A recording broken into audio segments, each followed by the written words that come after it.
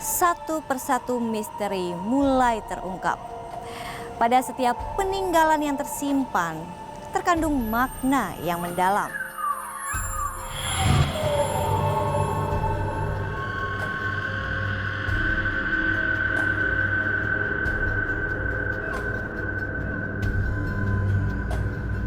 Nah ini Mbak yang namanya batu kursi. Oh, ini berarti ini teras apa?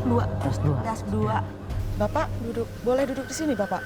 Kalau ini untuk laki-laki boleh di sini. Laki-laki, oh. Pemimpin. Ya, kalau Ana lihat bener nggak sih Pak, ini tuh mungkin disimbolkan pada zamannya itu tempat, kalau zaman sekarang tuh meeting mungkin, para pemimpin-pemimpin berkumpul. Pemimpin misal dari arah barat, selatan, utara, mereka berkumpul di sini. Ya. Apa betul seperti itu ya Pak ya? Yang saya dapatkan informasi dari leluhur di sini, Ya. bahwa batu ini dulu memang fungsinya banyak ya. Ya. Tapi intinya ini tempat duduk seorang pemimpin. Seorang dulu. pemimpin. Dalam arti mimpi rapat Iya. atau musyawarah. Iya. Dalam arti Iya. satu hal Satu yang hal. positif. Iya. Tapi dari barat, dari timur, semua kumpul di sini. Di sini duduk peradaban seperti itu kan dulunya. Dan sekarang sudah pada ambruk.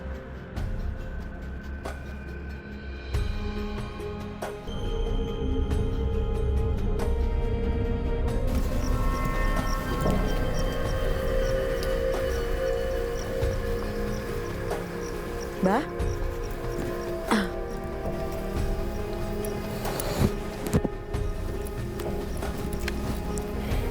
Bah, udah beres? Sebenarnya merasakan, tadi sempat juga satu kameramen juga merasakan interaksi di pas itu Pak, di Batu Kujang. Jadi saat kita datang ke sana ada kayak semacam energi yang menarik seperti magnet. Ini kan di teras 4, ketika seorang tiba-tiba ada tarikan magnet ke sini, terus Mbak misal melakukan meditasi di sini, apa karena ada tarikan magnet? Memang yang saya alami ya, Iya. tergantung hati seseorang gitu. Mereka nyamannya di mana, di titik mana seperti Iya. Dan teras 4 itu fungsinya setahu Bapak buat apa Pak di teras 4 ini? tempat ini kan semuanya ada 5 teras ya. Dan Iya. Ini ada kotak batu, dulu di pagar segi 4.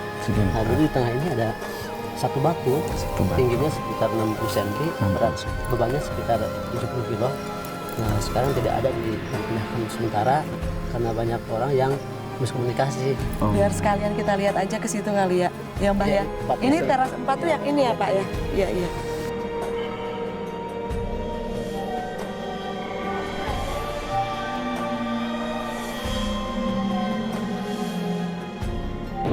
Jadi pemirsa melihat batu-batu ini adalah salah satu bentuk pagar yang diceritakan sama Pak Nanang bahwa di tengah-tengah ini ada batu yang memang cukup disakralkan. Tapi saat ini dipindahkan karena banyak miskomunikasi. Itu seperti apa Pak?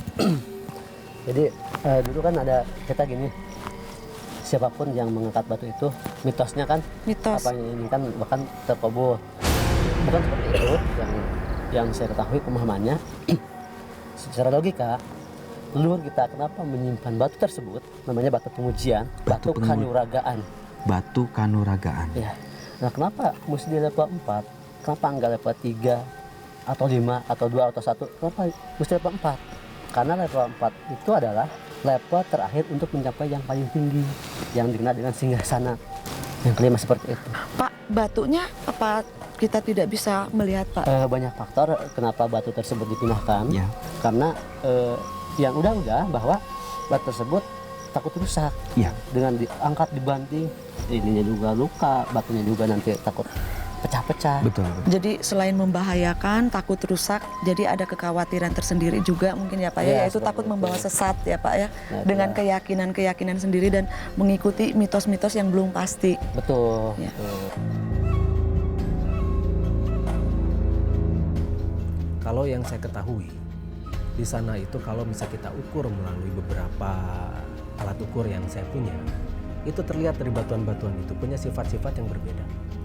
Kalau bisa dilihat dari jenis batuan di sana dan teknologi yang ada di sana, itu dulu dipergunakan sebagai akselerator sel mitokondria manusia.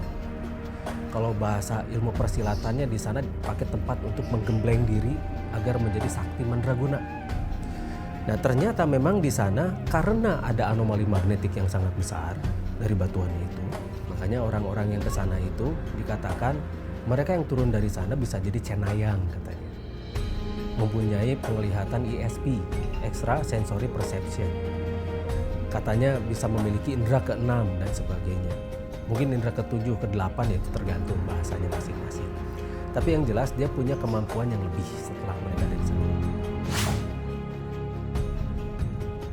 Ya, jadi kalau kita bicara masalah ya bilang geomistis gitu ya di Gunung Padang, ya ada beberapa spot di mana orang merasakan ada satu medan energi tertentu begitu ya, seperti mahkota dunia gitu ya, persis di antara teras 1 dan teras 2 itu.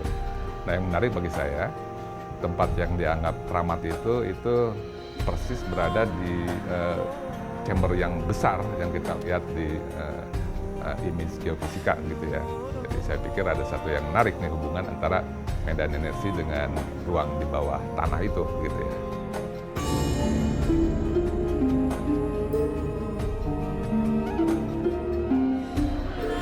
Dari teras keempat, tim melanjutkan menuju ke teras 5. Konon pada zaman dahulu, hanya orang tertentu saja yang boleh memasuki tempat ini. Mbak di sebelah kiri. Ya, saya di sini. Ya. Oh iya, bismillah. Saya sebelah kanan. Baik, baik. Ada satu duduk. Nah, saya di sini duduk. Yang nyaman. Ya.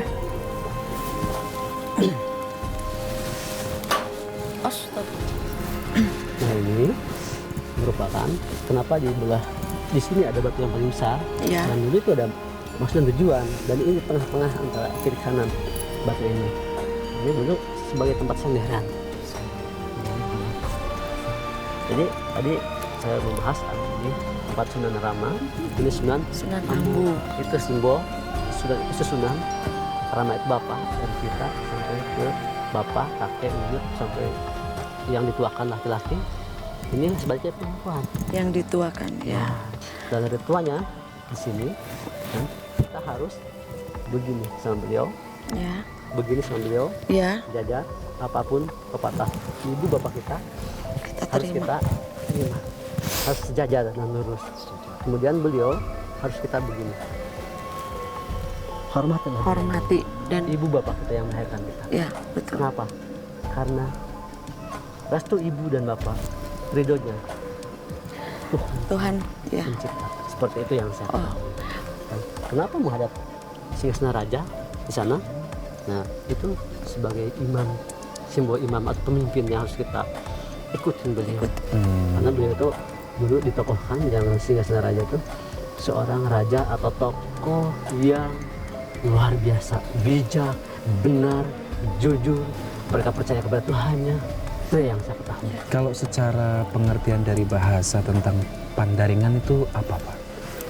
Pandaringan istilah Sunda atau istilah Jawa Barat ya. Pandaringan itu jadi tempat bersender. Bersandar. Tempat bersandar. Santai, mengingat leluhur kita, mengingat orang tua kita.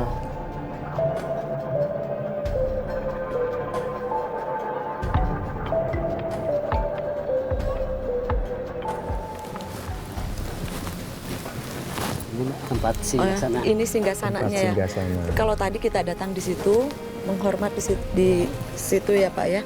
Tapi Ana juga lihat ini ada satu lempengan batu. Ya. Kalau misal seandainya kita berdoa atau tafakur di sini, boleh Pak? Boleh, Ya. boleh, sini. Kita sama-sama aja ya.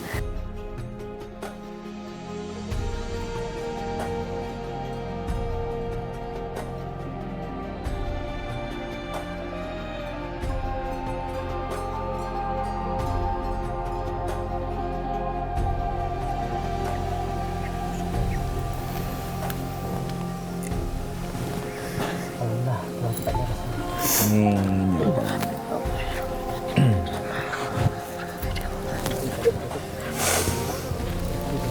Ya, baik. Ada banyak cerita yang sudah kita lalui setelah kita mengunjungi situs sejarah Gunung Padang, masing-masing teras memiliki makna yang sangat luhur. Jadi adat yang sudah terbentuk harus kita hargai, harus kita hormati, dan kita tidak boleh meninggalkannya. Situs Gunung Padang ini sangat penting dalam konstelasi peradaban Indonesia, bahkan peradaban dunia gitu ya. Kenapa? Karena tadi ya, ukurannya sangat besar ya, usianya juga sangat tua, dan dia menunjukkan bahwa masyarakat pada masa itu adalah masyarakat yang sudah sangat teratur, yang secara ekonomi juga sudah mapan, dia menguasai pertambangan emas, dan ada relasi yang sangat baik antara manusia dengan sang penciptanya ya.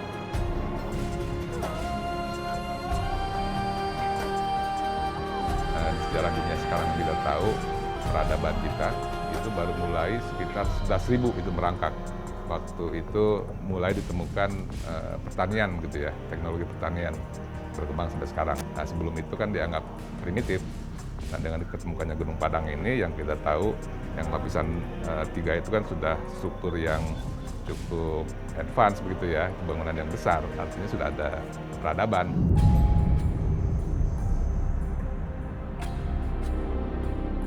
Itu sebetulnya yang kita datang itu bagian kepala. Dari bahu ke bawahnya itu masih jauh ke bawah. Jadi dari bahu ke bawah itu masih belum tereksplor dengan benar. Tapi yang jelas apabila kita coba meneliti melalui peralatan yang kita punya, ternyata masing-masing teras itu mewakili satu dorval. Jadi ada 5 dorval di sana tuh. Dan ada 5 teras di sana. Dan kalau misalnya kita beri di titik tengah, nanti ada semacam sirkulasi energi di sana. Dan itu bisa diukur. Sangat tidak aneh kalau tiba-tiba kita dengar ada beberapa tim yang coba mendokumentasikan tiba-tiba di sana drone-nya jatuh, drone-nya hilang, drone-nya tersesat dan lain-lain, karena memang ada sinyal yang sangat kuat dari magnetik di situ.